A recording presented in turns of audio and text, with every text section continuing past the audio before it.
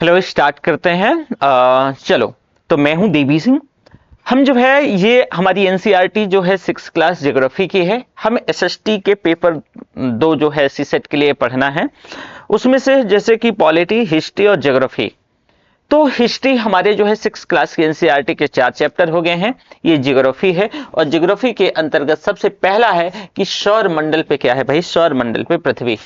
क्या? सौर मंडल में पृथ्वी। तो जो भाई सौर मंडल में पृथ्वी की बात हो रही है, तो ये आपका पहला चैप्टर है। इस पहले चैप्टर के अंतर्गत वैसे ही कहानी दी गई है और फिर कहानी के बाद कुछ चीजें इसमें से मेंशन करी गई हैं। हम यहां पर आएंगे अभी। जैसे कहानी क्या है कि भाई कहानी ये कहे, जैसे स्टार्टिंग में देखोगे कि भाई जो है सूर्यास्त के बाद जो है आकाश को देखना कितना अच्छा लगता है, क्योंकि जैसे ही सूर्यास्त होता है तो आकाश में जो है अनगिनत तारे जो है टिमटिमाते हुए, चमकते हुए दिखाई देते हैं। और ये धीरे धीरे जैसे जैसे जो है ना रात ढलती जाएगी, यानी आप ये शाम ढलता जाएगा, तो इनकी संख्या बढ़ती जाती है और आप इतनी संख्या हो जाती है कि इनको काउंट नहीं कर सकते हो। तो पूरे आकाश जो है, पूरा जो मतलब आकाश है, वो छोटी छोटी चमकदार वस्तुओं से लगभग लगभग क्या हो जाता है, फुलफिल हो जाता है। इनमें से कुछ चमकीले वस्तु जो है चमकीले होते हैं, कुछ हल्का डिम होते हैं, धुंधले होते हैं। तो ऐसा लगता है कि पूरा आकाश लगभग लगभग ये आपके हीरो से जड़ा हुआ। ये कहानी है, ये ताकि ये कहानी आप समझ सको, इस वजह से कहानी बताई जा रही है कि आपको चैप्टर को इंट्रोड्यूस करना है, तो इस वजह से कहानी बताने का प्रयास किया जा रहा है, समझे। तो यहां पर जैसे कि जो है कुछ धुंधले हुए जो है तारे दिखाई देते हैं और आकाश में जैसे ऐसा लगता है कि हीरे जड़े हों। इसमें कुछ टिमटिमाते हुए लगते हैं। तो अगर आप इसको ध्यान से देखोगे ना, तो इनमें से कुछ टिमटिमाहट जो है वो डिफरेंट टाइप की होती है और जो है कुछ जो है एकदम चंद्रमा के टाइप जो है चमकते हैं।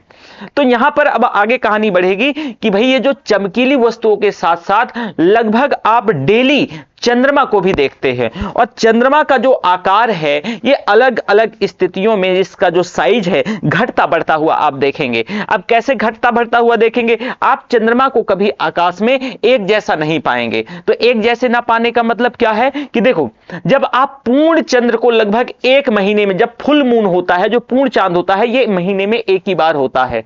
और जो है ये जो पूर्ण चंद्रमा वाली रात है, इसी को हम क्या कहते हैं भाई? इसी को पूर्णिमा कहते हैं, जो पूर्ण चंद्रमा वाली रात है। अब 15 दिन के बाद आप इसे जो है नहीं देख पाओगे। धीरे धीरे जैसे फुल मून आ जाएगा और फुल मून के बाद धीरे धीरे ये क्या होती है, ये कम होने लगती है और 15 दिन के बाद आप नहीं देख पाओगे। इसके बाद ये एकदम शून्य हो जाएगी और फिर 0 से स्टार्ट होगी। तो इसको न्यू मून या अमावस्या कहते हैं। तो ऐसी रात में अगर मान लो कि जो आसमान है वो साफ है, तो आप आसमान का जो है अवलोकन अच्छी तरह से कर सकते हैं। तो यहां पर आप जो फुल मून का कॉन्सेप्ट है और जो न्यू मून का कॉन्सेप्ट है उसे जरा समझने का प्रयास कीजिए। फुल मून महीने में एक बार आ रही है। अब भाई अगर पूर्णिमा का विज्ञान देखो, मैं अभी यहां पर आता हूं कि पूर्णिमा का दरअसल विशेष महत्व क्या है और इसका विज्ञान क्या है, इसका साइंस क्या है। तो आपको यह समझना है, जो भाई पूर्णिमा है, जैसे यहां पर आप देखो, तो जो पूर्णिमा है, आप जो पूर्ण चांद को लगभग 1 महीने में एक बार देख सकते हैं और ये पूर्ण चंद्रमा वाली रात को ही क्या कहते हैं? पूर्णिमा कहते हैं। अब जब मान लो कि ये धीरे धीरे क्या होती रहेगी, ये धीरे धीरे जब फुल मून के बाद ये कम होती रहेगी और एक दिन ऐसा आएगा कि एकदम शून्य पे आ जाएगी और फिर नए मून का क्रिएशन होगा। तो इसी को न्यू मून या अमावस्या कहते हैं। इसी को न्यू मून या अमावस्या कहते हैं। तो ये आप देखा कि फुल मून और नया मून, न्यू मून। तो ये तो समझ गए, ये बहुत सिंपल चीज है। आप जैसे अपने माता जी से, अपने पिताजी से या अपने जो है सहयोगियों से पूछेंगे तो वो सब बता देंगे। लेकिन दरअसल पूर्णिमा का विज्ञान क्या है? देखो, पूर्णिमा की रात जो है, मतलब साइंस, जैसे आपने कई बार सुना होगा ना पूर्णिमा की विज्ञान को लेकर के कि, और ये कहा भी जाता है, आप जो एस्ट्रोनॉमी भी जो एस्ट्रोलॉजी पे जो है ना, जो लोग हाथ वाथ देखा करते हैं और बहुत सारी चीजें, तो ये कहते भी हैं। तो जो वो अक्सर ये कहते हैं कि भाई जो भी व्यक्ति जो है काफी जो है अवसाद से ग्रसित है, डिप्रेशन वगैरह में है, तो कहते हैं कि इसके साथ बैठना, इसके पास बैठना। तो आखिर क्या वजह है कि वो कहते हैं कि इसके साथ बैठना, इसके पास बैठना? इसका कोई साइंटिफिक तो रीजन होगा ना। तो देखो क्या होता है ना, पूर्णिमा की रात जो है ना मन बेचैन रहता है। अब आप कहोगे कि सर ये तो वही लफाजी वाली बातें हैं। नहीं, ऐसा नहीं है, इसका साइंस ये बात कहता है। ऐसा क्यों, मैं थोड़ा सा प्रूफ करने का प्रयास करूंगा। तो देखो ये जो पूर्णिमा का टाइम होता है ना, तो जो व्यक्ति अवसाद से ग्रसित होता है या फिर सामान्य दशा में, तो जो है मन जो है वो बहुत बेचैन रहता है और जो नींद होती है ना वो बेटा कम आती है। अब जो मान लो कि थोड़ा सा जैसे कि कमजोर दिमाग, ज्यादा बहुत ज्यादा दिमाग में नहीं जो है वो डालते हैं, प्रेशर नहीं डालते हैं, तो कमजोर दिमाग वाले जो हैं आत्महत्या, हत्या करने का विचार उनमें जो है ये पनपता रहता है। अब चांद का धरती के ये संबंध कैसे है कि जो चांद है, चांद का धरती के जल से ये दरअसल संबंध है। जब आप देखोगे जो पूर्ण मून की दशा होती है, तो जब ये पूर्णिमा आती है तो समुद्र में ज्वार भाटा उत्पन्न होता है। अब ज्वार भाटा होता है तो क्योंकि चंद्रमा समुद्र के जल स्तर के जो है जल को क्या करेगा, जो समुद्र का जल है वो ऊपर की ओर खींचता है। अब बताओ कि मानव के शरीर में लगभग लगभग जो है 85% पानी है। तो पूर्णिमा के जो है मतलब पूर्णिमा के दिन इस जल की गति और गुण दरअसल बदल जाते हैं और यही वजह है कि हमारा जो मतलब जी है, जो मन है वो बेचैन रहता है। पंचायत में जैसे वो दादी कहती हैं पंचायत में कि जी नहीं लग रहा है, पता नहीं अजीब सा हो रहा है, तो कुछ वैसे ही होता है पूर्णिमा के दिन। तो ये दरअसल साइंटिफिक रीजन है। कुछ वैज्ञानिकों का मानना है, कहते हैं कि चंद्रमा का प्रभाव बहुत काफी तेज होता है और इस कारणों से शरीर के अंदर जो है रक्त में न्यूरॉन्स सेल जो है वो एग्रेसिव हो जाते हैं, क्रियाशील हो जाते हैं और ऐसी स्थिति में जो इंसान है वो ज्यादा भावुक हो जाता है, इमोशनल हो जाता है, उत्तेजित रहता है। और ये ऐसा नहीं कि एक ही कोई पूर्णिमा को पर्टिकुलर होता है, ये एक ही पूर्णिमा को नहीं होता, ये कई पूर्णिमाओं को होता, मतलब सभी पूर्णिमाओं को होता है। तो यही वजह है कि जो एस्ट्रोलॉजर्स हैं या फिर जो डॉक्टर साहब के पास अगर थोड़ा सा सीनियर टाइप डॉक्टर हो गए होंगे तो और कोई अगर ऐसा केस लेके जाओगे, आसपास पूर्णिमा होगी, हालांकि अब जरूरी नहीं बताना कि बताएंगे ही, लेकिन होगी, ये समझदार होगा तो जरूर बताएंगे थोड़ा सा जो है, क्योंकि इसका जो है एक वो होता है। ठीक है, अब देखो मुख्य तौर से जो पूर्णिमाएं बहुत जैसे कि एक कार्तिक पूर्णिमा है, बहुत महत्व की होती है, माघ पूर्णिमा है, शरद पूर्णिमा है, गुरु पूर्णिमा है, बुद्ध पूर्णिमा है, ये है। तो ये सारी चीजें पूर्णिमा को लेकर के होता है। ये पूर्णिमा को लेकर के दरअसल ये साइंटिफिक अप्रोच है। ठीक है, थोड़ा सा अमावस्या का भी अब जान ही लो, जब पूर्णिमा का बता दिया हूं। हाँ, मैं एक चीज बताऊं, मैं हाथ वाथ नहीं देखता हूं, तो इसको लेकर के भी बहुत परेशान नहीं होना है। खुद का तो हम जान नहीं पाए और आपका क्या बताएंगे, है ना। खुद का तो हम जान नहीं पाए और आपका क्या बताएंगे। खैर छोड़ो। तो देखो अमावस्या में क्या होता है कि वर्ष के मान से उत्तरायण में और माह के मान से शुक्ल पक्ष में कहा जाता है जो देव आत्माएं हैं वो सक्रिय रहती हैं। और आप देखोगे कई बार ऐसा होता है कि जो लोग जादू टोने पे भरोसा करते हैं, जादू टोना करते हैं, तो वो लोग जो है अमावस्या वाला दिन को ज्यादा वो मानते हैं। तो दक्षिणायन और कृष्ण पक्ष में जो है दैत्य आत्माएं सक्रिय रहती हैं। तो जब दानवी आत्माएं ज्यादा सक्रिय रहती हैं तब मनुष्य में दानवी प्रवृत्ति का जो है असर बढ़ जाता है। और इसीलिए जो इन दिनों में जो है आप देखोगे महत्वपूर्ण दिन में व्यक्ति के मन मस्तिष्क को धर्म की ओर मोड़ दिया जाता है। यही वजह होती है क्योंकि व्यक्ति के, देखो अमावस्या की बात कर रहा हूं क्यों, क्योंकि अभी क्या है, जस्ट पूर्णिमा से अपोजिट कंडीशन है। तो यहां पर जो है आपके दिमाग में दानवी प्रकृति का, मतलब कहते हैं कि मनुष्य में दानवी प्रवृत्ति जो है उसका असर बढ़ने लगता है। और यही वजह है कि आप देखोगे उस दौरान पर्टिकुलरली लोग धर्म की ओर मोड़ने का प्रयास करते हैं। एक चीज और बता दूं, चलो ये इंटरेस्टिंग बात है, हालांकि ये जो है फिर भी याद रखिएगा, इसी बहाने जो है अमावस्या पूर्णिमा को याद रखिएगा। तो अमावस्या के दिन भूत प्रेत पितृ जो पिशाच होते हैं, निशाचर होते हैं, जीव जंतु होते हैं, दैत्य, ये बहुत ज्यादा सक्रिय होते हैं। ठीक है, और ऐसे दिन की प्रकृति को जो है जान करके विशेष सावधानी भी रखनी चाहिए, मेरे हिसाब से तो रखनी चाहिए। हालांकि मैं इन सारी चीजों पे भरोसा नहीं करता हूं, लेकिन फिर भी आपको बता रहा हूं। अब देखो जो भूत प्रेत होता है तो इनकी शरीर की रचना में जो है 25% फिजिकल एटम और 75% जो है इथरिक एटम होता है। कहते हैं लोग जो है कि भाई जो 25% है वो फिजिकल एटम रहता है, फिजिकल। ठीक है, और जो बाकी का 75% 25% है वो इथरिक होता है। तो इस तरीके से जो है जो शरीर के निर्माण में 25% जो इथरिक एटम, जो 75% जो है स्टरल एटम रहता है, इसी को लेकर के जो है कुछ चीजें जो है आप देखोगे छाया चित्र जैसे या जो भूतों का वो आप देखे होंगे, तो बहुत सारी ऐसी चीजें हैं, है ना। तो इसमें हमें अब इससे ज्यादा और जानने की जरूरत नहीं है। खैर, तो आप पूर्णिमा को अगर समझें तो पूर्णिमा यानी पूर्ण चंद्र को लगभग 1 महीने में एक बार देख सकते हैं, और ये पूर्ण चंद्रमा वाली रात को ही हम पूर्णिमा कहते हैं। ठीक है, सिंपल सा है। अमावस्या 15 दिन के बाद हम इसे नहीं देख सकते हैं, और यह नए चंद्रमा की रात्रि या न्यू मून कहलाती है। क्या कहती है भाई? ये क्या कहलाती है? न्यू मून कहलाती है। ठीक है, चलो तो ये देखिए, अब आगे आओ। अब इसमें आगे है कि आसमान का अवलोकन अच्छी तरह से कर सकते हैं। ठीक है, क्या आपको इस बात पर आश्चर्य नहीं होता कि हम दिन के समय में चंद्रमा और इन सभी छोटी चमकीली वस्तुओं को क्यों नहीं देख सकते? बड़ा सिंपल है। अगर आपसे मैं पूछूं कि भाई बताओ, दिन में चंद्रमा या वैसी छोटी मोटी चमकीली चीजें क्यों नहीं देख पाते हैं? क्यों? क्योंकि भाई ऐसा नहीं कि इनमें प्रकाश नहीं, बहुत सारे ऐसे स्टार हैं जो दिन के टाइम पे नहीं देख सकते। उसकी वजह यह हो सकती है कि बहुत दूर हो, या जो है सूर्य से उनकी कम रोशनी हो, तो सूर्य की रोशनी में दब जाते हैं। बड़ा सिंपल है।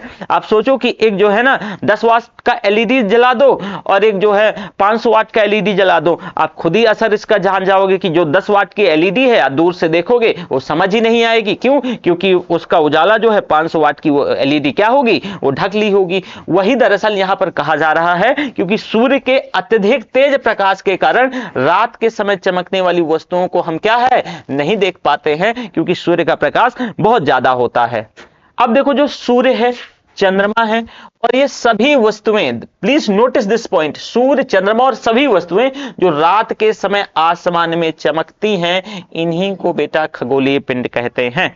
मतलब कि सूर्य, चंद्रमा या रात में चमकने वाली वो सभी वस्तुएं, रात में चमकने वाली वो सभी वस्तुएं जो आसमान में होती हैं, इन्हीं को बेटा खगोलीय पिंड कहा जाता है। इन्हीं को क्या कहते हैं? खगोलीय पिंड कहते हैं।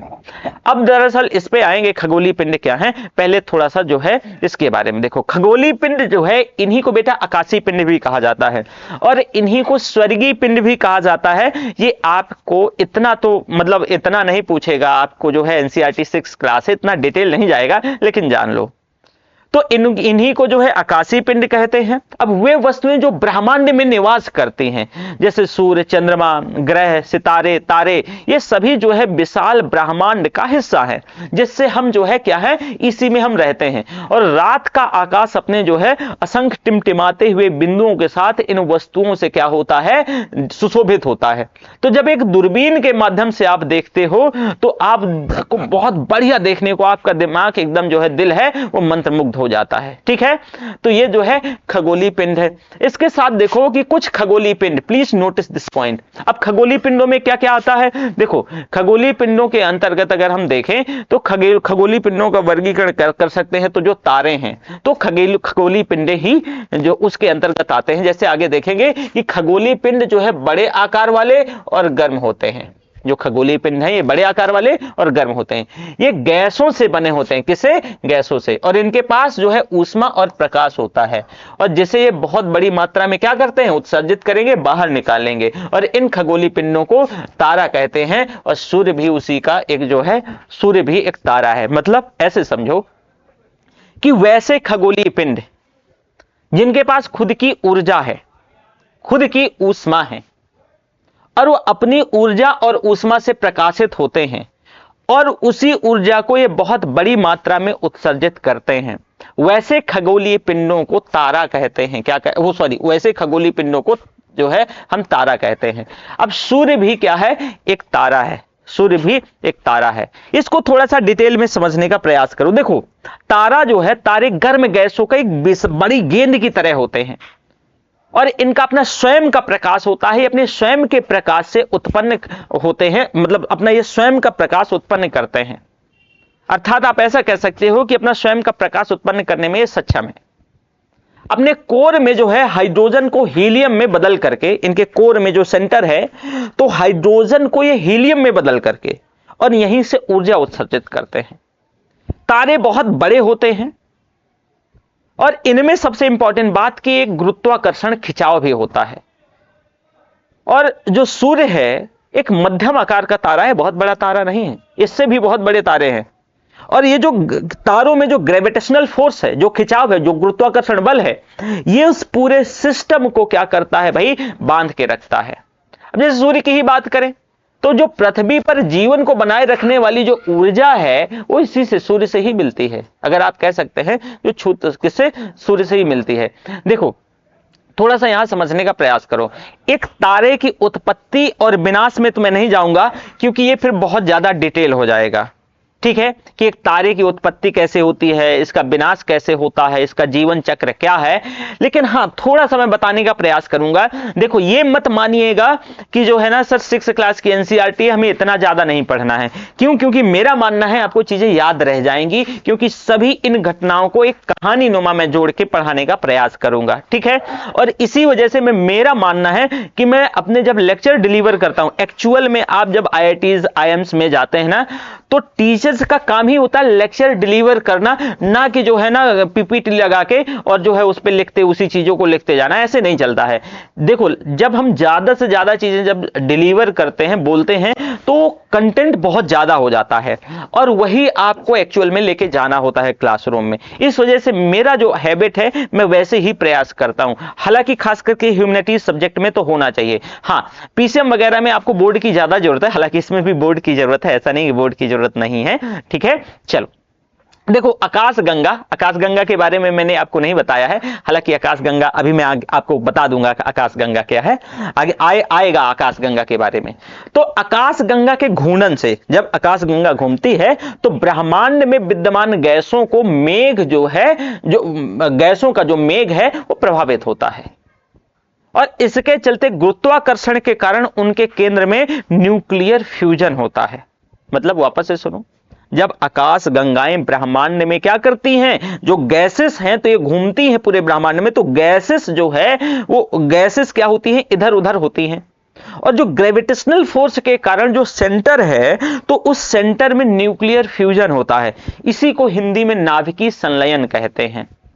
तो जब न्यूक्लियर फ्यूजन होगा, जैसे हम मान लो कि अपने सूर्य की ही बात करें, तो होता क्या कि हाइड्रोजन के हीलियम में बदलने की प्रक्रिया शुरू हो जाएगी। जो हाइड्रोजन है वो हीलियम में बदलने लगेगा और इस अवस्था में नया तारा बन जाएगा। अगर आपसे कोई पूछे कि तारा कैसे बनता है तो आप कह सकते हो कि ब्रह्मांड में जो गैसेस का एक पुलिंदा है, वो गैसेस का पुलिंदा क्या करेगा, वो जो है ग्रेविटेशनल फोर्स के चलते बंधा रहता है और वो क्या करता है, मूवमेंट करता है, घूर्णन करता है। उस घूर्णन के चलते न्यूक्लियर फ्यूजन होता है और न्यूक्लियर फ्यूजन में जो आपको हाइड्रोजन गैस है, हाइड्रोजन गैस वो हीलियम में बदलती है और इसी के चलते जो है एक नए तारे का निर्माण होता है, नए तारे का निर्माण होता है। नए तारे का क्या होता है भाई, निर्माण होता है, ठीक है। आपका नया तारा बन गया। अब केंद्र का हाइड्रोजन समाप्त होने के कारण तारे का जो केंद्रीय भाग है वो वापस से क्या होगा, संकुचित होगा और संकुचित होता है और गर्म हो जाता है क्योंकि लगातार चल रहा था। तो इसकी बाह्य परत में हाइड्रोजन का हीलियम में बदलना जारी रहता है और धीरे धीरे ठंडा होकर के ये लाल रंग का दिखाई देने लगता है और जब लाल रंग का दिखाई देने के चलते इसको रेड जायंट या रक्त दानव कह देते हैं। क्या कहते हैं, रेड जायंट या रक्त दानव कहते हैं। वही तारा, देखो क्या हुआ, मैं अब क्रिएशन बता ही रहा हूं तारे का, तो सुन लो कि तारा है, क्या हो रहा है तारा भाई, जो हाइड्रोजन से जो हीलियम में बदल रहा है, हाइड्रोजन से हीलियम में बदलेगा तो क्या होगा भाई, न्यूक्लियर फ्यूजन हो रहा है। तो ये लगातार हो रहा है। अब एक दिन ऐसा भी तो आएगा कि धीरे धीरे ये क्या होगा, हाइड्रोजन समाप्त हो जाएगा। हाइड्रोजन समाप्त होगा तो वापस से ये प्रक्रिया रुकेगी, धीरे धीरे संकुचित हो जाएगा। लेकिन अभी भी सेंटर वाला भाग गर्म है और ऊपर वाला जो बाह्य परत है धीरे धीरे क्या हो जाएगी, ये ठंडी होने लगेगी। जब ये ठंडी होगी तो ये लाल रंग की दिखाई देती है और जब ये लाल रंग की दिखाई के चलते इसको जो है रेड जायंट या रक्त दानव कहते हैं। इसके बाद जो है हीलियम कार्बन में और कार्बन भारी पदार्थों में जैसे कि लोहा में परिवर्तित होने लगता है। अब हीलियम क्या है, कार्बन में बदलेगा। अब कार्बन जो है आप देखोगे तो जो भारी पदार्थ हैं जो जैसे लोहा में ये परिवर्तित होने लगेगा। इसी के चलते तारे में जो है एक अचानक से जो है क्या हो जाएगा, विस्फोट हो जाएगा। मतलब भाई भारी पदार्थ में कार्बन जो है, कार्बन में बदला हीलियम, और इससे जो है जो भारी पदार्थ हैं उनमें जैसे लोहा में परिवर्तित होने लगेगा, तो इसमें अचानक से विस्फोट हो जाएगा और इसी को बेटा सुपरनोवा विस्फोट कहते हैं। हालांकि बहुत ज्यादा चीजें हो रही हैं तो फिर आप संभाल नहीं पाओगे, है ना। इसी को क्या कहते हैं, सुपरनोवा विस्फोट कहते हैं। लेकिन ध्यान रखना फिर भी कोई दिक्कत नहीं है, डिटेल में पढ़ेंगे तो और मजा आएगा, धीरे धीरे चीजें आपको बेहतर लगने लगेंगी।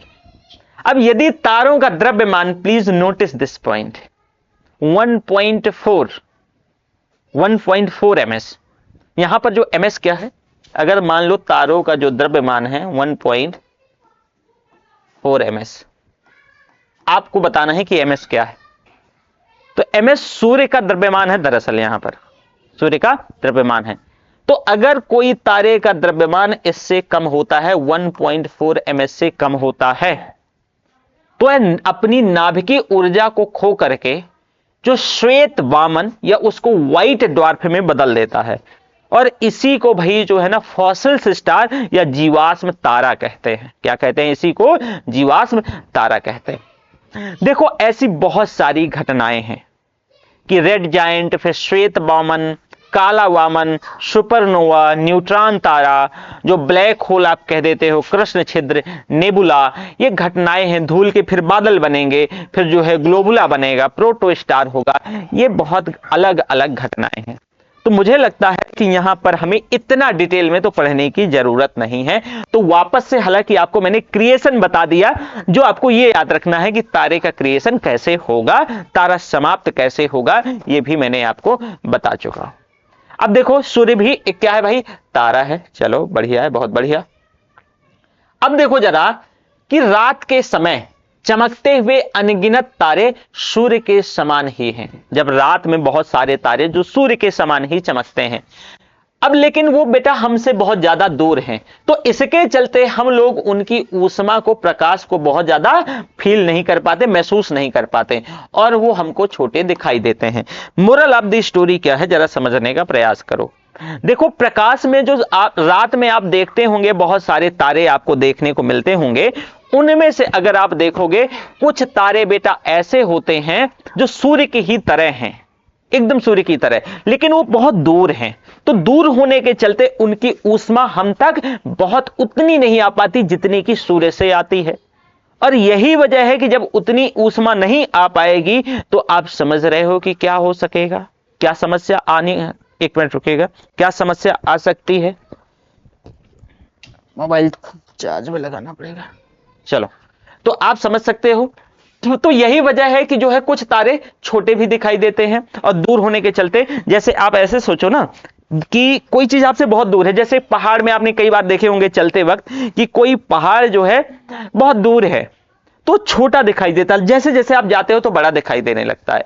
ठीक यहां पर भी वैसा ही है, ठीक है। तो आपने जरूर देखा होगा कि जो है दूरी से देखने पर सभी वस्तुएं छोटी दिखाई पड़ती हैं, और अत्यधिक ऊंचाई पर जो है उड़ रहा हवाई जहाज आपको कितना छोटा दिखाई देता है। यही वजह है, आप देखो बहुत ऊंचाई पर देखते हो, ठीक है। आगे देखो, अब देखो ये पूरी कहानी के माध्यम से समझाया जा रहा है, इस वजह से एनसीईआरटी को लगाना जरूरी है। बाकी जहां चीजें एक्सप्लेन करने की हैं वहां पर मैं डिटेल एक्सप्लेनेशन दूंगा, परेशान नहीं होना है।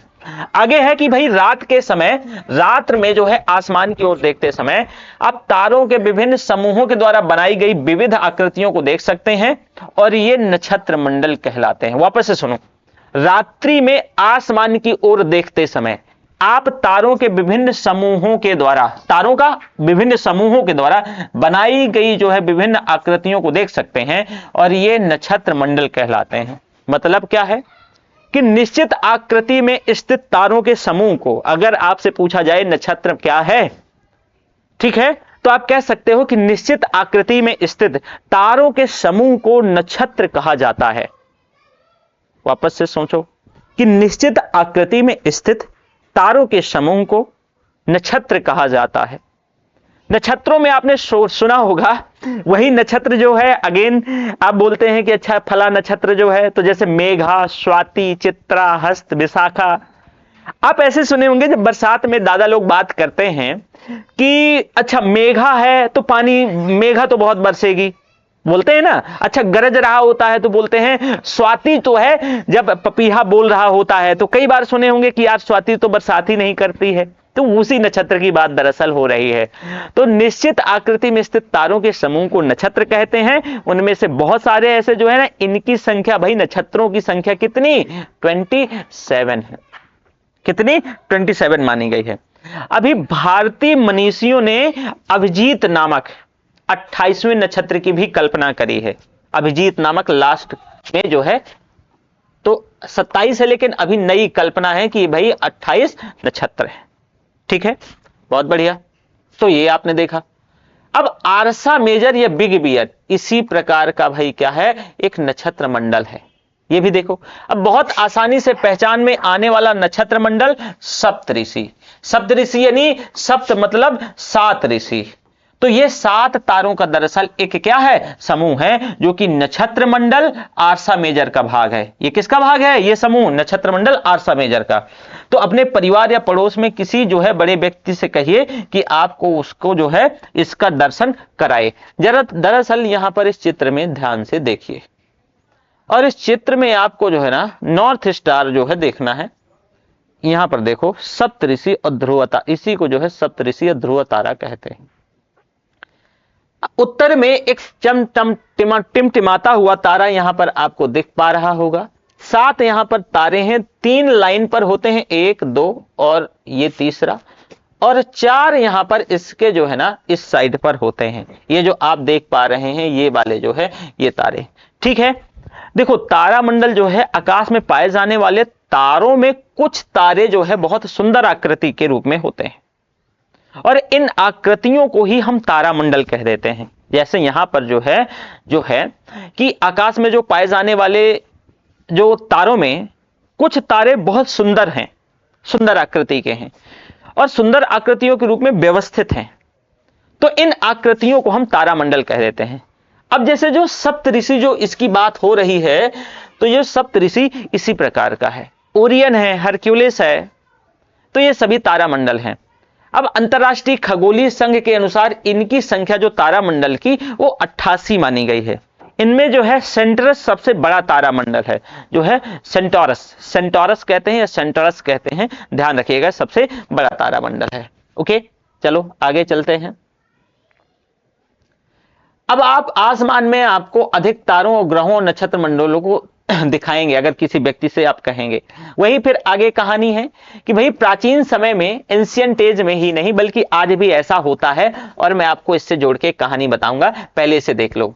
तो प्राचीन समय में लोग रात्रि में दिशा का निर्धारण और तारों की सहायता से करते थे, और उत्तरी तारा उत्तर दिशा को बताता है, इसी को हम जो है ध्रुव तारा या पोल स्टार कहते हैं। अब ये आसमान में हमेशा एक ही स्थान पर रहता है, और हम सप्तऋषि की सहायता से ध्रुव तारे को जान सकते हैं। तो ये सप्तऋषि मंडल के संकेतक तारों को आपस में मिलाते हुए एक काल्पनिक रेखा खींची जाए, और उसको आगे जो है ध्रुव तारा की ओर ये इंगित करेगा। देखो, खैर छोड़ो, यहां पर आ जाओ और मैं आपको बताता हूं। देखो बेटा, दरअसल ध्रुव तारा आकाश में सदैव जो है एक ही स्थान पर रहता है, और सप्तऋषि मंडल की सहायता से इसकी स्थिति को जान सकते हैं। जो सप्तऋषि मंडल है यहां पर देखो, इसकी स्थिति को पहचाना जा सकता है। मैं आपको बताऊं कई बार क्या होता था, मैं हार्डकोर ग्रामीण क्षेत्र से आता हूं, हार्डकोर, और एक किसान परिवार से आता हूं, तो कई बार ऐसा होता था कि जैसे वॉल पे जो वॉच लगी है वो नहीं होती थी। आजकल मोबाइल वगैरह आ गए हैं, पहले मोबाइल नहीं या वॉच नहीं थी, और मान लो सुबह मम्मी को जगना है, जो कि हमेशा, मेरी मम्मी तो आज भी जो है 4:30 बजे के आसपास जगती हैं, क्योंकि बहुत काम रहता है भाई, बहुत काम रहता है। तो 4 बजे अगर उनको जगना है, 4:30 बजे जगना है, और कभी कभी तो उससे पहले भी जगना होता था, अगर कोई मान लो कि फंक्शन वगैरह है और कुछ ऐसा होता है तो जल्दी जगना होता है।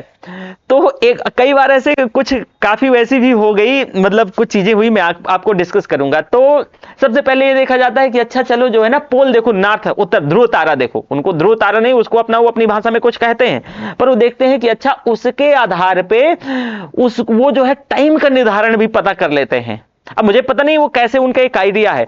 उससे दूसरी बात कि जो है एक जो है डायरेक्शन का भी पता चल जाता है। अब जैसे आप जंगल में खो गए, अब आप भूल गए, रात का समय है, अब आपको यह पता नहीं है कि हमें जाना किधर है, तो आपके पास सबसे जो है सटीक तरीका है कि आप ध्रुव तारे को देखो। लेकिन ध्रुव तारे से पहले आपको ये जो है इसको सप्तऋषि को पता होना चाहिए, तभी आप इसको आइडेंटिफाई कर पाएंगे, अदरवाइज नहीं कर पाएंगे, अदरवाइज नहीं कर पाएंगे।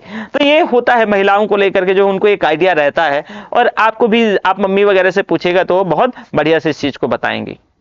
तो जो पोल स्टार है, जो ध्रुव तारा है, आकाश में सदैव एक ही स्थान पर रहता है। सप्तऋषि मंडल की सहायता से इसकी स्थिति को आप लोकेट कर सकते हो, और ये लिटिल बियर तारा समूह का ही सदस्य है। ये भी आपसे क्वेश्चन पूछा जा सकता है, जो लिटिल बियर तारा समूह है उसी का क्या है, ये उसी का सदस्य है, ये भी ध्यान रखिएगा, ठीक है। अब इसके बाद आगे कहानी बढ़ती है।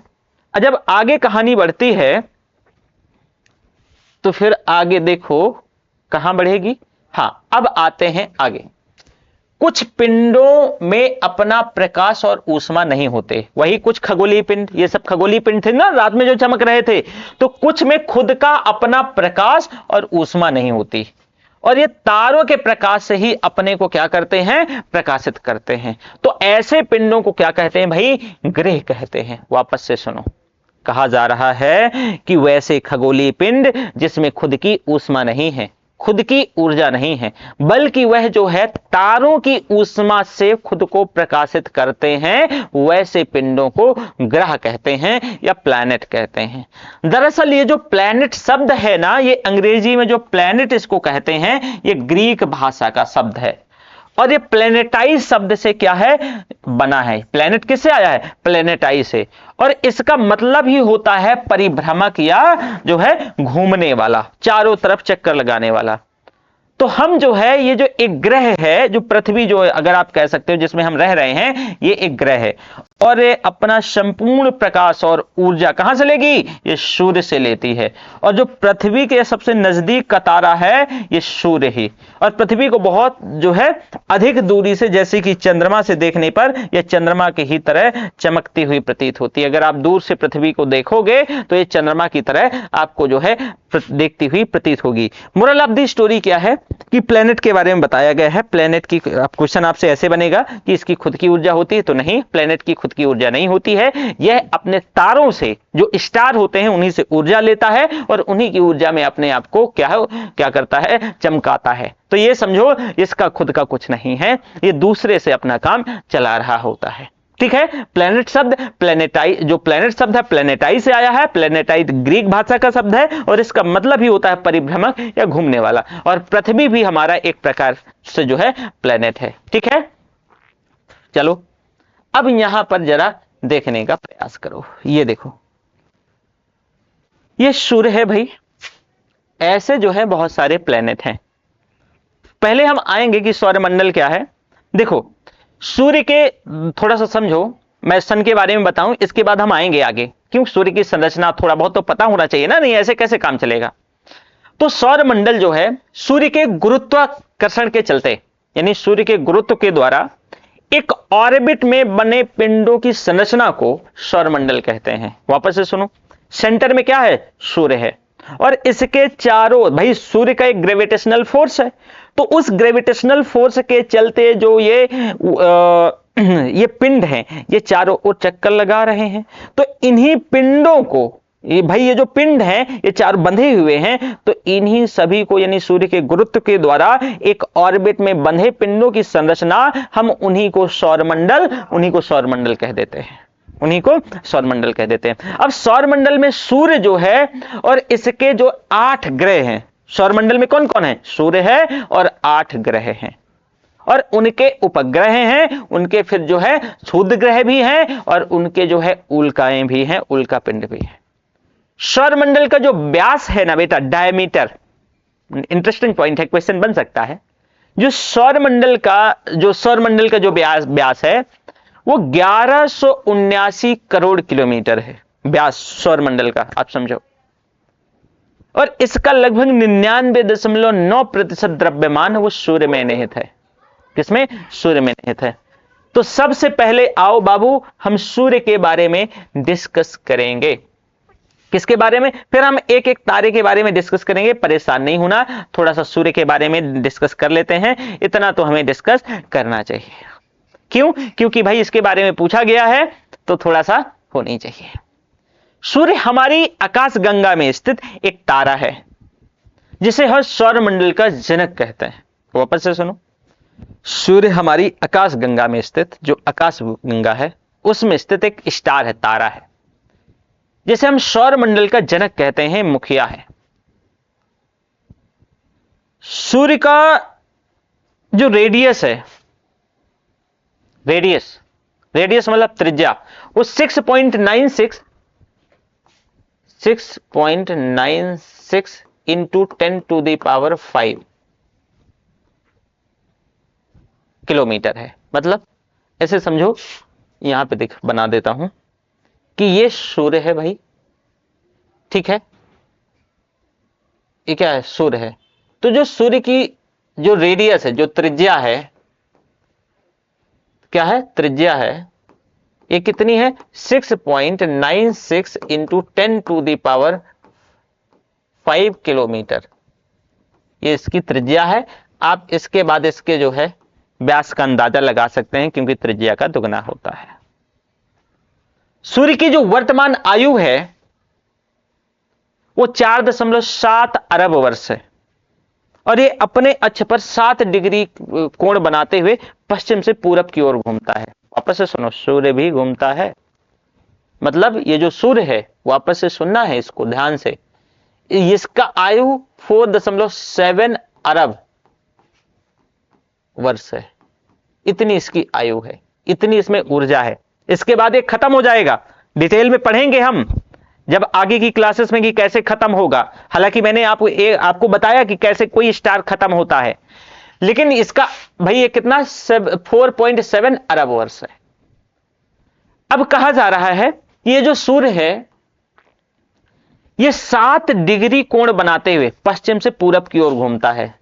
7 डिग्री का झुकाव है इसमें, 7 डिग्री का कोण बनाते हुए कहां से बेटा, वेस्ट टू ईस्ट घूमता है, पश्चिम से पूरब की ओर घूमता है। और ये प्रतिवर्ष 12 तारामंडलों से होकर के गुजरता है, तारामंडलों से, और प्रत्येक माह एक राशि से दूसरी राशि में संक्रमण करता है। और यही जो प्रक्रिया है बेटा, संक्रांति अयनांत कहलाती है। यही प्रक्रिया संक्रांति अयनांत कहलाती है। तो सूर्य हमारे सौरमंडल के सेंटर में है। जो सूर्य है ये हमारे पूरे जो है सौरमंडल के कहां है भाई, कहां, ये सेंटर में है, केंद्र में स्थित है, जो कि सौर परिवार के लिए ये ऊर्जा और प्रकाश का क्या है, ये सोर्सेस है, ऊर्जा और प्रकाश का सोर्सेस है। सूर्य एक गैसीय पिंड है। सूर्य जो है ये क्या है, गैसीय पिंड है, गैसों से बना है। इसमें आपको हाइड्रोजन बेटा 71%, जरा नोटिस दिस पॉइंट, हाइड्रोजन 71%। इसमें हीलियम गैस जो है आपका 26%, हाइड्रोजन 71% और हीलियम जो है आप 26% के आसपास है। बाकी के करीब 2.5% के आसपास अन्य तत्व हैं। और सूर्य की ऊर्जा का स्रोत उसके केंद्र में हाइड्रोजन परमाणु का न्यूक्लियर फ्यूजन है या नाभिकीय संलयन है। इसी के द्वारा हीलियम परमाणुओं में बदलना है। मतलब ये हाइड्रोजन हीलियम में बदलेगा और इसी से ऊर्जा होती है। यही ऊष्मा का क्या है भाई, ऊष्मा का स्रोत है। ये तो देख लिया आपने सूर्य के बारे में। हालांकि और बताने को बहुत कुछ है। सूर्य की संरचना थोड़ा सा देख ही लो। देखो सूर्य का जो भाग हमें आंखों से दिखाई देता है, जिस सूर्य के जिस भाग को हम आंखों से देख सकते हैं, उसी को बेटा हम प्रकाश मंडल या फोटोस्फीयर कहते हैं। उसी को हम प्रकाश मंडल या फोटोस्फीयर कहते हैं। अब सूर्य का जो है बाह्यतम भाग, जो केवल सूर्य ग्रहण के समय दिखाई देता है, मतलब कि सूर्य का जो बृहत्तम बाह्य भाग है, जो केवल सूर्य ग्रहण के टाइम पर दिखाई देगा, उसी को हम कोरोना कहते हैं। ये कोरोना से इसका लेना देना नहीं है, ध्यान रखिएगा। इसी को हम कोरोना कहते हैं। और कभी कभी प्रकाश मंडल में परमाणुओं का तूफान इतने ज्यादा तीव्र यानी वेग से निकलता है कि सूर्य की आकर्षण शक्ति को पार करके अंतरिक्ष में चला जाता है। इसे हम जो है सौर ज्वाला या सोलर फ्लेयर कहते हैं। और जब पृथ्वी के वायुमंडल में प्रवेश करता है तो हवा के कणों से ये टकराता है। और जब बेटा ये हवा के कणों से टकराएगा तो क्या होगा, रंगीन प्रकाश आएगा, जिसको हम अरोरा लाइट जो है कहते हैं। तो रंगीन प्रकाश उत्पन्न होता है और इसे उत्तरी और दक्षिणी ध्रुव में भी, जो पोल वाला साइड है, देखा जाता है। और जब यही उत्तरी और दक्षिणी ध्रुव में देखा जाता है तो इसी को अरोरा बोरियालिस और अरोरा ऑस्ट्रालिस कहते हैं। अब आप कहोगे सर कहां जा रहे हो, 6 की एनसीईआरटी पढ़ा रहे हो या फिर जो है ऑप्शनल ज्योग्राफी पे जा रहे हो? कि अरोरा बोरियालिस बहुत सारे बच्चों को जो जीएस के होते हैं उनको नहीं पता होता है और अरोरा ऑस्ट्रालिस नहीं पता होता है। तो वापस से सुन लो, एक बार मैं वापस से बताऊं, इससे ज्यादा डिस्कस नहीं करेंगे, सूर्य के बारे में इतना डिस्कस करेंगे। सूर्य को जो हम जो है आंखों से जो भाग आंखों से देख पाते हैं, इसी को बेटा हम फोटोस्फीयर या प्रकाश मंडल कहते हैं। अब सूर्य का जो एक्सटर्नल पार्ट है, जो शून्य ग्रहण के टाइम पे दिखाई देता है, उसको हम कोरोना कहते हैं, जो सूर्य ग्रहण के टाइम पे दिखता है। और कभी कभी जो प्रकाश मंडल से जो परमाणुओं का जो तूफान बहुत स्पीड से आता है और सूर्य की आकर्षण शक्ति को पार कर जाएगा, और जब सूर्य की आकर्षण शक्ति को पार करके अंतरिक्ष में चला जाएगा तो इसी को सोलर फ्लेयर कहते हैं या सौर ज्वाला, यही है। अब जब यह पृथ्वी के वायुमंडल में क्या करेगा, एंट्री करेगा, तो हवा के कणों से वही टकराएगा, पृथ्वी के वायुमंडल में आएगा वही सोलर फ्लेयर, और ये क्या करेगा, हवा के कणों से टकराएगा। तो ये एक रंगीन कलर का प्रकाश देता है, रंगीन कलर का प्रकाश। अब मान लो ये जो उत्तरी ध्रुव में है तो अरोरा बोरियालिस कह देंगे, अगर ये दक्षिणी ध्रुव में है तो अरोरा ऑस्ट्रालिस कह देंगे। क्या कह देंगे, अरोरा ऑस्ट्रालिस कह देंगे। तो ये आपका क्या है भाई, अरोरा बोरियालिस और अरोरा ऑस्ट्रालिस जान गए।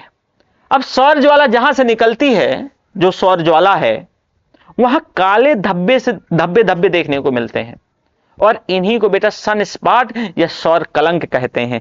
कलंक है, कहते हैं ना ब्लैक स्पॉट है उसके जीवन में, ये बहुत बड़ा ब्लैक स्पॉट है। तो यही जो है सूर्य कलंक है या क्या है, सौर कलंक है। तो मैं ये मान के चलता हूं कि यहां तक चीजें कोई किसी प्रकार से डाउट नहीं होगा। चलो, तो सूर्य के बारे में बताया, सौर मंडल में। अब भाई ग्रहों के बारे में बताएंगे, परेशान नहीं होना है। तो सूर्य, 8 ग्रह, उपग्रह, कुछ अन्य जो खगोलीय पिंड है, क्षुद्र ग्रह, उल्का पिंड, ये सभी मिलकर के सौर मंडल का निर्माण करेंगे। और इनका मुखिया कौन, इनका मुखिया सूर्य। सूर्य के बारे में इसी वजह से मैंने जितना हो सकता था वो मैंने आपको बताया है। बस एक चीज नहीं बताई, तो ध्यान रखना, पृथ्वी से इसकी दूरी 15 करोड़ किलोमीटर है, 15 करोड़ किलोमीटर है। हालांकि इतना आप सामान्यतः इतना ही पूछा जाएगा, बाकी इसकी थोड़ी सी दूरी जो है कम और ज्यादा भी होती है, कम और ज्यादा होती है वो पर्टिकुलर टाइम में, वो अभी इतना आपको जानना जरूरत नहीं है। आगे आते हैं ग्रह के बारे में। क्या है, ग्रह के बारे में। तो जरा जानो, देखो हमारे सौर मंडल में कितने भाई, 8 ग्रह हैं। अब सूर्य से दूरी के हिसाब से इन ग्रहों की बात करें तो बुध है, फिर है शुक्र है, फिर पृथ्वी है, फिर मंगल है, फिर बृहस्पति, शनि है, यूरेनस है एंड नेपच्यून है। इनको याद करने का तरीका भी जो है ना, ट्रिक जो है दी हुई है एनसीईआरटी में। My very efficient mother just serves us nuts. मैं इसको कैसे याद रखता था, मवे मवे मवेम जसून। ये सूर्य से दूरी के हिसाब से है, मैं इसको ऐसे याद रखता था, मवेम जसून करके मैं इसको ऐसे याद रखता हूं। बाकी आपको जैसा ठीक लगे आप वैसा कर सकते हो, ठीक है। तो थोड़ा सा ग्रहों के बारे में देखो, फिर आगे बढ़ेंगे। देखो, तारों की परिक्रमा करने वाले प्रकाश रहित, प्रकाश सहित नहीं, प्रकाश रहित, लाइटलेस, ना कि प्रकाश सहित, ध्यान रखना, प्रकाश रहित आकाशीय पिंड ग्रह कहलाते हैं। वापस से नोटिस दिस पॉइंट, तारों की परिक्रमा करने वाले प्रकाश रहित आकाशीय पिंड ग्रह कहलाते हैं। ये सूर्य से ही जो निकला हुआ प्रकाश है, उसी से अपने आप को ऊर्जा प्राप्त करते हैं, उसी से ये जो है ना प्रज्वलित करते हैं, ऊर्जावान रहते हैं। ये सूर्य से निकले हुए दरअसल ये पिंड हैं, ये कहीं बाहर से नहीं आए हैं। और सूर्य की परिक्रमा करते हैं। ये इनका अपना प्रकाश नहीं है खुद का, ये खुद की इनकी लाइट नहीं है, ये सूर्य के प्रकाश से ही अपने आप को लाइट प्रकाशित करेंगे और उसी से ऊष्मा प्राप्त करेंगे। लेकिन हां, शुक्र और अरुण इसके एक्सेप्शन है, ये ध्यान रखना। शुक्र और जो अरुण है इसके एक्सेप्शन है। ये सूर्य के चारों ओर जो है पूर्व से पश्चिम दिशा में जो घूमते हैं, परिक्रमण करते हैं। और यहां पर अभी आगे आगे बताता हूं मैं इसको, थोड़ा सा देखो यहां पे।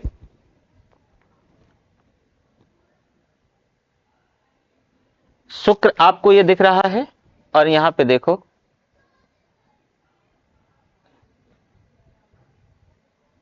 शनि, यूरेनस, नेपच्यून,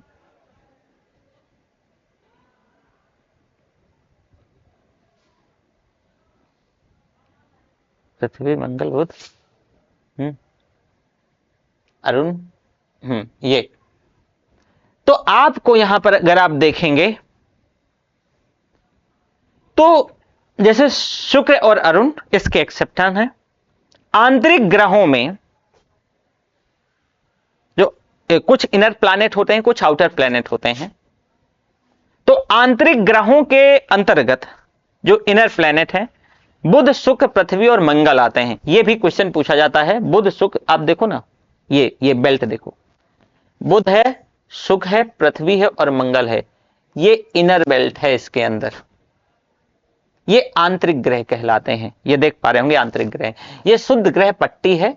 और इसके बाद जो है बाह्य है, जो है जैसे बृहस्पति, शनि है, अरुण है, वरुण है, ठीक है, यूरेनस और सैटर्न, ये आउटर ग्रह है। और ये हल्के पदार्थों से बने हैं। आकार में बड़े होने के कारण इन ग्रहों को जो है ग्रेट प्लैनेट कह देते हैं, क्योंकि बड़े हैं आकार में, तो ग्रेट प्लैनेट कह देते हैं। तो ये भी ध्यान रखिएगा।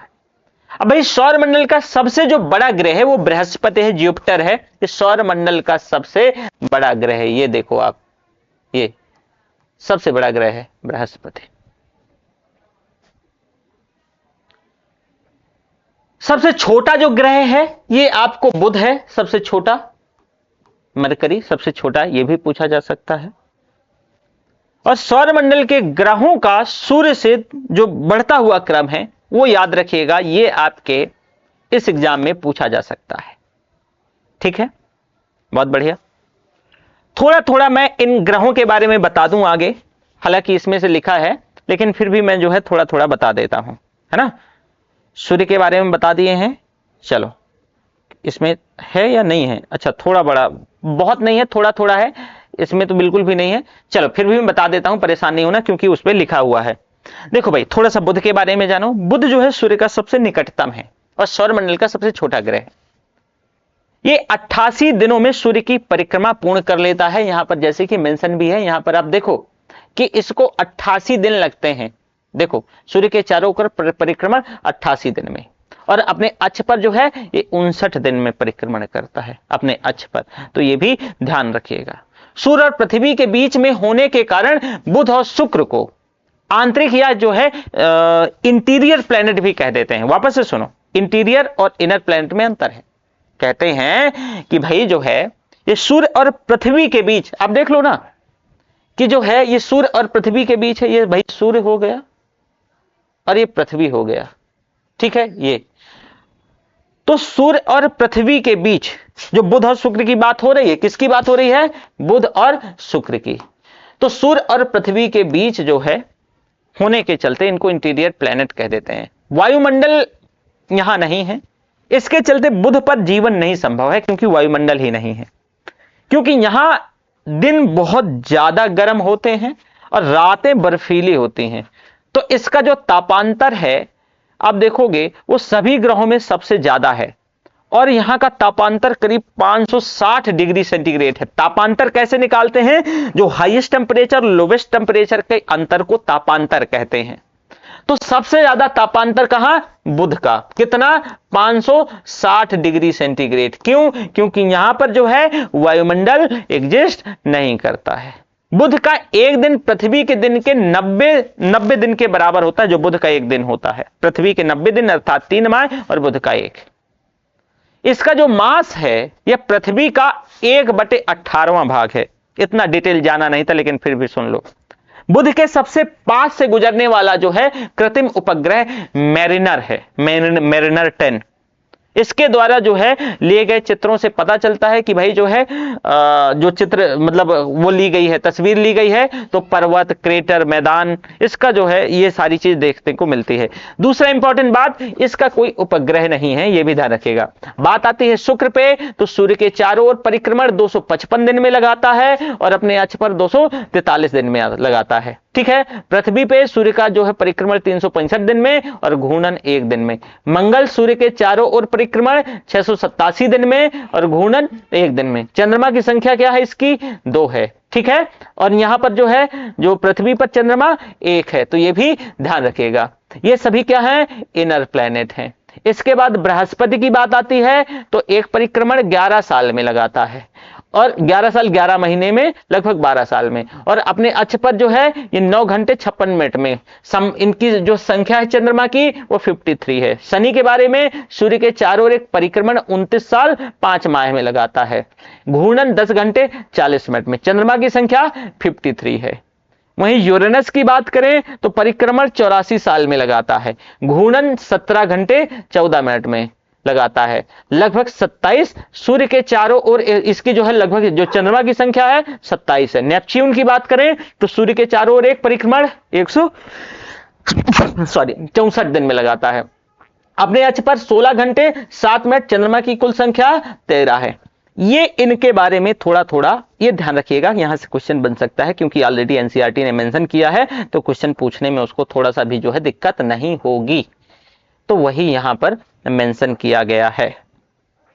चलो थोड़ा थोड़ा इनके बारे में बता ही देता हूं। पृथ्वी के बारे में थोड़ा दिया है, उससे पहले इन बाकी के जो ग्रह हैं, देखो बताने को बहुत कुछ है और इतना कुछ बताया जा सकता है, पर वही अगेन वापस से कि भाई फिर क्यों भाई, एनसीईआरटी 6 क्लास है तो उसका एक स्टैंडर्ड मेंटेन रहना चाहिए। फिर भी मैं थोड़ा छोटा छोटा करके बताऊंगा। देखो शुक्र के बारे में, ये सूर्य के निकटवर्ती दूसरा ग्रह है। क्यों? पहला है मरकरी, और इस सूर्य की परिक्रमा जो कि ऑलरेडी बताया 255 दिनों में पूरा करता है। यह पूर्व से पश्चिम दक्षिणावर्त दिशा में परिक्रमण करता है और पृथ्वी के सर्वाधिक निकट है, और जो सूर्य और चंद्रमा के जो है बाद ये सबसे चमकीला दिखाई पड़ता है।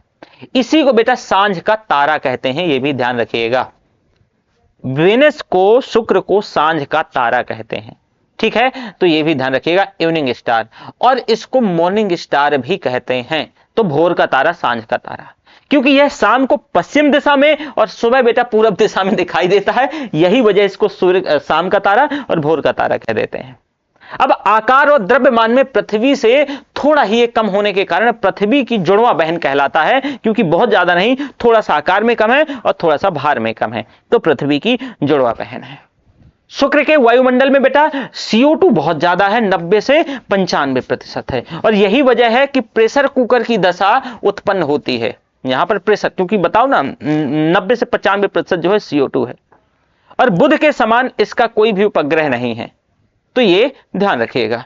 इसके बाद अच्छा यहीं पर है, थोड़ा थोड़ा आप जान ही रहे हैं, तो पढ़ ही रहे हैं तो देख ही लो, है ना। नहीं कहोगे कि सर थोड़ा थोड़ा तो बता ही देना चाहिए था। शुक्र के बारे में जान गए, बुध के बारे में जान गए, तो अब जो है हम आते हैं किसके बारे में भाई? पृथ्वी के बारे में। अपने इसके बारे में थोड़ा सा जान लेते हैं। पृथ्वी थोड़ा सा इंपॉर्टेंट हो जाती है। यह सूर्य से दूरी के क्रम में तीसरा ग्रह है, यानी दूरी के क्रम में क्या है? तीसरा है। सभी ग्रहों में आकार की दृष्टि से 5वां स्थान है। आकार की दृष्टि से, प्लीज नोटिस दिस पॉइंट। यह शुक्र और मंगल के बीच में है। आप देख लो ना, जो पृथ्वी है ये शुक्र के और मंगल के बीच में, ये है ना पृथ्वी, ये तो देखो ये मंगल है और ये शुक्र है, इसके बीच में है। ये अपने अक्ष पर पश्चिम से पूरब की ओर भ्रमण करती है, वेस्ट टू ईस्ट। कहां? पश्चिम से पूरब की ओर क्या करती है भाई? भ्रमण करती है। यह अपने अक्ष पर 23.5 डिग्री पर झुकी हुई है, और इसका परिक्रमण लगभग 365 दिनों में पूरा होता है, और इसकी सूर्य से औसत दूरी करीब 15 करोड़ किलोमीटर है। चारों ओर जो है मध्यम तापमान, ऑक्सीजन प्रचुर मात्रा में है, जल की उपस्थिति है, और इसके कारण सौरमंडल का यही वजह है कि यह अकेला ग्रह है जहां पर जीवन संभव है, जहां पर जीवित हैं हम और यहीं पर रह रहे हैं।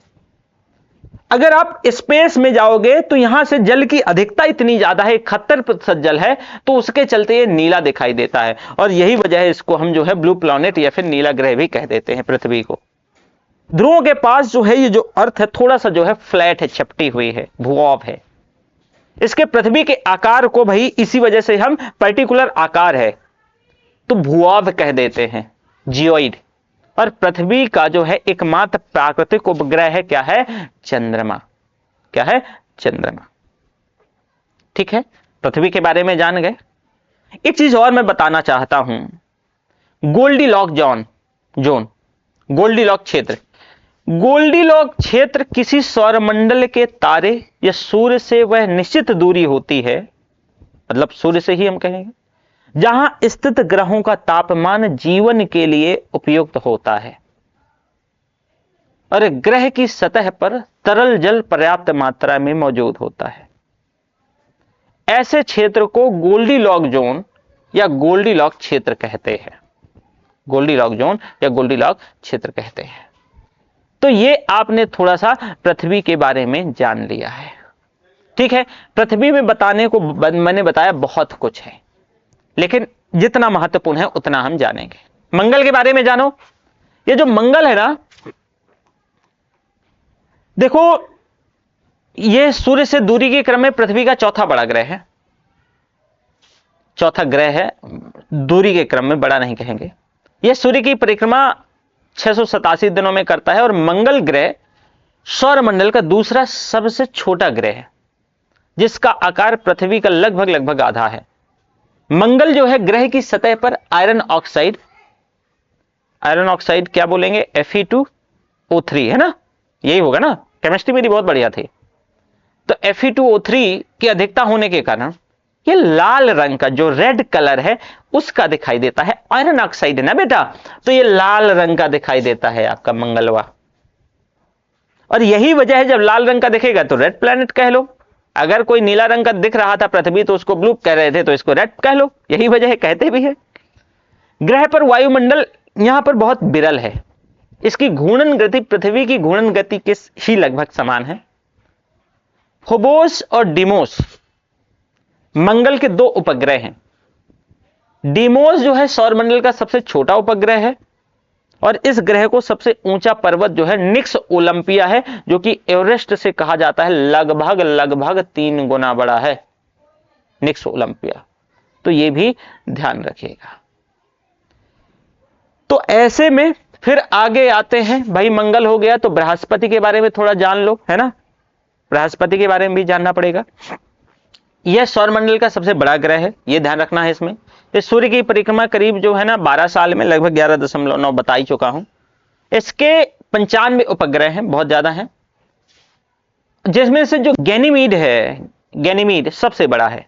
इतना ही इसके बारे में जानना है, बाकी जानने को बहुत कुछ है, पर एनसीईआरटी इतनी ही आपकी अलाउ करती है, इससे ज्यादा अलाउड नहीं करती है, तो आपको जानना नहीं है। ठीक है, फिर आता है यूरेनस। यूरेनस के बारे में कि इसकी खोज जो है 1781 में सर विलियम हर्शल के द्वारा करी गई थी। हर्शल गिब्स नहीं, विलियम हर्शल। एक हर्शल गिब्स जो है क्रिकेटर हुआ करते थे ना। और ये सौरमंडल का 7वां आकार में तृतीय ग्रह है। अधिक अच्छी झुकाव के चलते, बहुत ज्यादा झुकाव है, अच्छी एक्सियल जो झुकाव ज्यादा है, तो इस वजह से हम इसको लेटा ग्रह भी कह देते हैं। इतना जान लो, लेटा ग्रह। वही सूर्य की परिक्रमा करीब 84 सालों में, जो कि ऑलरेडी बताया हूं मैंने। ठीक है, और ये पूर्व से पश्चिम की दिशा में जो है मूव करता है, तो ये ध्यान रखिएगा, थोड़ा सा ये बहुत महत्वपूर्ण हो जाता है। इसके बाद आते हैं प्लूटो पे। तो अच्छा, थोड़ा सा एक चीज और जो बताने वाला हूं मैं, वरुण, नेपच्यून रह गया है ना, सैटर्न हो चुका है, शनि है ना, नेपच्यून रह गया है। शनि बताए थे ना या नहीं बताए थे? शनि बताया था शायद, है ना, नेपच्यून है। इसकी खोज जो है एक जर्मन खगोल शास्त्री जोहान गाले ने 1846 है, हाँ, उसी में करी थी। यह 165 वर्ष में सूर्य की परिक्रमा करता है, जो कि ऑलरेडी बता चुका हूं। हाइड्रोजन, हीलियम, मीथेन और अमोनिया यहां पर गैसेस है, और यह हल्का पीला दिखाई देता है। इसके उपग्रह जो है 14 है, यह भी ध्यान रखिएगा। तो ये आपका नेपच्यून के बारे में हो गया। इसके बाद अगर हम आए तो आते हैं प्लूटो। जो प्लूटो है ना, यम या इसको कहते थे कुबेर, इसकी खोज बेटा 1930 में क्लाइड टॉम्बैग ने करी थी, और इसे सौर मंडल का 9वां और सबसे छोटा ग्रह माना जाता है। लेकिन बाद में हुआ क्या कि 24 अगस्त 2006 को चेक गणराज्य के प्राग में एक इंटरनेशनल एस्ट्रोनॉमिकल यूनियन के सम्मेलन में साइंटिस्ट ने इससे जो है ग्रह की दर्जा छीन लेते हैं, ग्रह का जो इसका दर्जा था वो छीन लिया, और सम्मेलन में 75 देशों के करीब 2500 से ज्यादा वैज्ञानिकों ने इसकी नई परिभाषा दी। और इसको जो है ना, वैज्ञानिकों के हिसाब से यह ठोस पिंड है, जो कि अपने गुरुत्व लायक विशाल गोलाकार और जो है सूर्य का चक्कर लगाता है। इसके साथ साथ अगर आप देखेंगे इसमें, तो सबसे महत्वपूर्ण बात यह है कि शॉर्ट प्लैनेट भी इसको कहते हैं, शॉर्ट प्लैनेट या बौना ग्रह कह देते हैं। ठीक है, तो मुझे लगता था कि ग्रहों के बारे में हम इतना जान गए, इससे ज्यादा आपको जानने की जरूरत नहीं है। ओके, चलो, ग्रह बहुत बढ़िया से हमने डिटेल में पढ़ा, थोड़ा सा फास्ट हुआ। वही प्लूटो बौना ग्रह कहते हैं हम इसको, ठीक है, जो मैंने बताया आपको।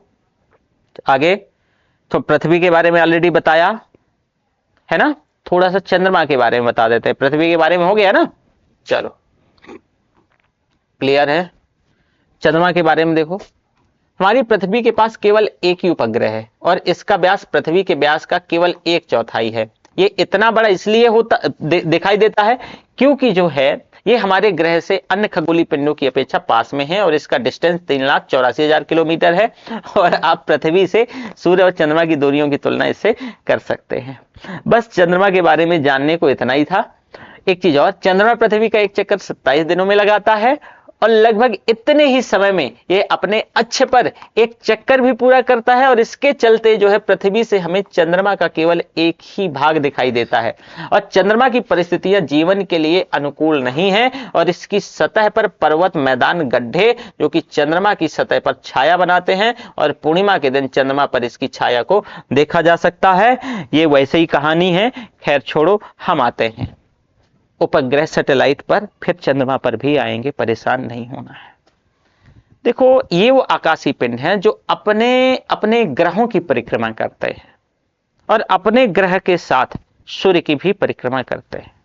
अपने ग्रह की तो कर ही रहे, साथ में सूर्य की भी। ग्रहों की तरह इनमें भी कोई चमक नहीं होती है, ये भी सूर्य से ही अपना प्रकाश लेते हैं, और उन्हीं के प्रकाश में अपने आप को चमकाते हैं।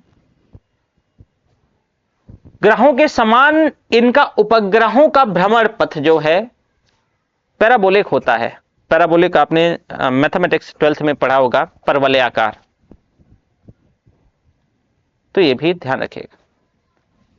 अब हमारा जो पृथ्वी है ना, इसका एकमात्र उपग्रह चंद्रमा है। यह सौरमंडल का 5वां सबसे बड़ा उपग्रह है, और चंद्रमा भी अपने जो दीर्घ वृत्ताकार और जो है झुकाव युक्त, थोड़ा झुका है, उस कक्षा के सारे पृथ्वी की परिक्रमा करता है। चंद्रमा पृथ्वी की परिक्रमा 27 दिनों में पूरा करता है। 27 डेज में परिक्रमा, पृथ्वी का चक्कर 27 दिनों में लगा पाता है, और इतने समय में ही अपने अक्ष पर भी ये घूर्णन करता है। अपने अक्ष पर इतने ही समय में घूर्णन कर पाता है। चंद्रमा का अपने अक्ष पर घूर्णन उसके द्वारा दी जाने वाली पृथ्वी की परिक्रमा के ही समान है, और यही वजह है कि पृथ्वी की सतह से आप इसका एक भाग देख पाते हो। करीब करीब पृथ्वी की सतह से इसका 59% भाग ही दिखाई देता है। चंद्रमा पर बेटा वायुमंडल नहीं है, और वायुमंडल न होने के कारण यहां दो व्यक्ति एक दूसरे से जो है बात करते हुए नहीं सुन सकते हैं, क्योंकि वायुमंडल ही नहीं है। तो यह भी ध्यान रखिएगा, एक क्वेश्चन पूछा जा सकता है। एक बार यूपी पीसीएस में एक क्वेश्चन पूछा गया था। इसके बाद इसमें काफी कुछ है, सुपर मून क्या है, ब्लड मून क्या है, ब्लू मून क्या है, वो हम अभी की इसमें महत्वपूर्ण नहीं है वो सारी चीजें। चलो थोड़ा सा क्षुद्र ग्रह देख लो। तारों, ग्रहों और उपग्रहों के अतिरिक्त, जो तारों, ग्रहों और उपग्रहों के अतिरिक्त जो छोटे छोटे असंख्य पिंड भी सूर्य के चारों ओर चक्कर लगाते हैं, और इन्हीं पिंडों को बेटा क्षुद्र ग्रह कहते हैं। ये मंगल और बृहस्पति की जो कक्षा थी ना, उसी के बीच पाए जाते हैं।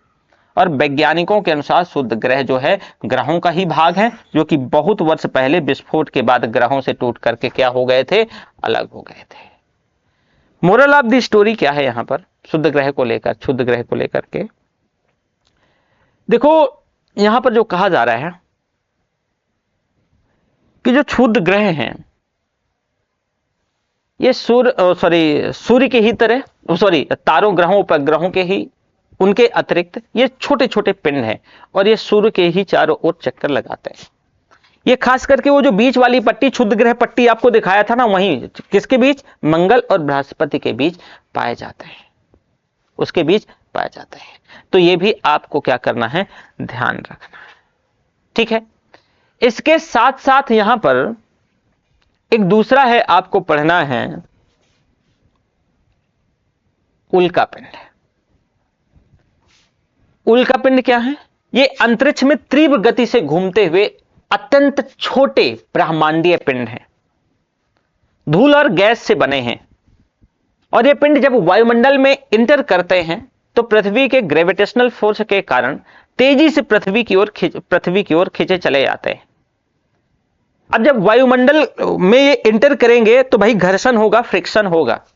और जब फ्रिक्शन होगा तो बताओ जलेंगे कि नहीं जलेंगे, तो जलेंगे तो बताओ लाइट आएगी कि नहीं आएगी, तो चमकने लगेंगे।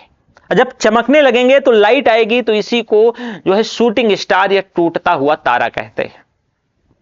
और ये पृथ्वी पर पहुंचने से पहले ही लगभग जल करके खत्म हो जाते हैं। और इन्हीं को हम उलास में या जो है मीटरॉइड्स कहते हैं। कई बार ऐसा होता है कि कुछ वायुमंडल में पूरे नहीं जल पाते हैं, तो चट्टानों के तौर पर पृथ्वी पे आके गिर जाते हैं, और यही उल्का पिंड है। ब्रह्मांड में क्यूबर बेल्ट है, उल्काओं का ये सबसे बड़ा स्रोत है, वहां पर सबसे बड़ा स्रोत है, ठीक है। तो आपने जो है उल्का पिंड के बारे में जान लिया। थोड़ा सा आकाशगंगा के बारे में। अब क्या आपने तारों, खुले आकाश में एक ओर से दूसरी ओर तक फैली चौड़ी सफेद पट्टी की तरह एक चमकदार रास्ते को देखा है? यह लाखों तारों का समूह है और यह पट्टी आकाशगंगा, मिल्की वे, यह हमारा सौरमंडल इस आकाशगंगा का एक भाग है। प्राचीन भारत में इसकी कल्पना आकाश में जो है प्रकाश की एक बहती नदी के तौर पे की गई और इस प्रकार इसका नाम जो है आकाशगंगा पड़ा। आकाशगंगा करोड़ों तारों, बादलों और गैसों की एक प्रणाली है और इस प्रकार से जो है लाखों आकाशगंगाएं मिलकर के ब्रह्मांड का निर्माण करती हैं और ब्रह्मांड की विशालता की कल्पना आप जो है कर सकते हो। ये आपकी जो है ब्रह्मांड है, ब्रह्मांड में लाखों आकाशगंगाएं हैं, उसमें लाखों सौरमंडल हैं, फिर पृथ्वी है और फिर ये आप हो, ठीक है। ये चैप्टर होता है समाप्त। लेकिन थोड़ा सा मैंने आपको आकाशगंगा के बारे में नहीं बताया है, तो मुझे लगता है कि थोड़ा सा आपको आकाशगंगा के बारे में समझाना चाहिए था। देखो जान लो, बस 2 मिनट लूंगा, इसके बाद जो है खत्म करूंगा। टॉपिक तो काफी लंबा हो गया है। कितना टाइम हो गया है? करीब करीब बताओ, 1 घंटे हो गया, ठीक है, कोई ज्यादा नहीं। ब्रह्मांड में लगभग बेटा 100 अरब आकाशगंगाएं, पूरे यूनिवर्स है ना ये इसमें करीब करीब जो आकाशगंगाएं हैं 100 अरब के आसपास है। 100 अरब, सोचो। आकाशगंगा असंख्य तारों का एक विशाल पुंज है, इसमें बहुत सारे तारे हैं और एक केंद्रीय बल्ज या 3 घूर्णनशील भुजाएं होती हैं और ये तीनों घूर्णनशील भुजाएं अनेक तारों से बनी हैं। बल्ज आकाशगंगा के केंद्र को कहा जाता है। जो बल्ज है वो आकाशगंगा का जो सेंटर है और यहां तारों का संकेंद्रण जो है सबसे ज्यादा होता है। आकाशगंगा के निर्माण का जो प्रारंभ है वो हाइड्रोजन गैस से बने जो बड़े बादलों के संचयन से होता है, और इसी को फिर आप नेबुला कह देते हैं, निहारिका। अब भाई जब निहारिका बढ़ता है ना, तो आकार में गैसों के समूह गैसीय पिंड में परिवर्तित होता है, जिनसे तारों का निर्माण होता है, और परमाणु जो है हाइड्रोजन आकाश गंगा में तारों के निर्माण में आवश्यक मूल तत्व है।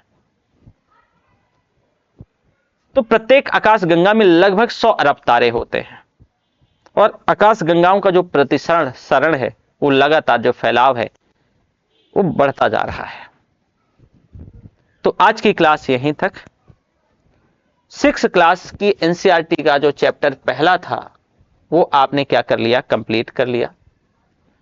हम जो है अब डेली क्या करेंगे, एक हिस्ट्री का आ जाएगा, एक ज्योग्राफी का आ जाएगा, और ऋचा मैम अगर आती हैं तो ठीक है, तो पॉलिटी का, अदरवाइज पॉलिटी भी हम पढ़ा देंगे। इसी वजह से मैं कहता हूं कि सिविल सर्विस का फैकल्टी या स्टूडेंट जो रहा होगा, जीएस को बहुत बेहतर और डिटेल में आपको समझा सकेगा, पढ़ा सकेगा, और यही वजह है कि कोशिश हमारी जारी रहती है आपको ज्यादा से ज्यादा देने की। खैर छोड़ो, मैं ये नहीं कह रहा कि मैं बेहतर पढ़ाता हूं, वो आप डिसाइड कीजिएगा। थैंक यू, बाय बाय, फिर मिलेंगे।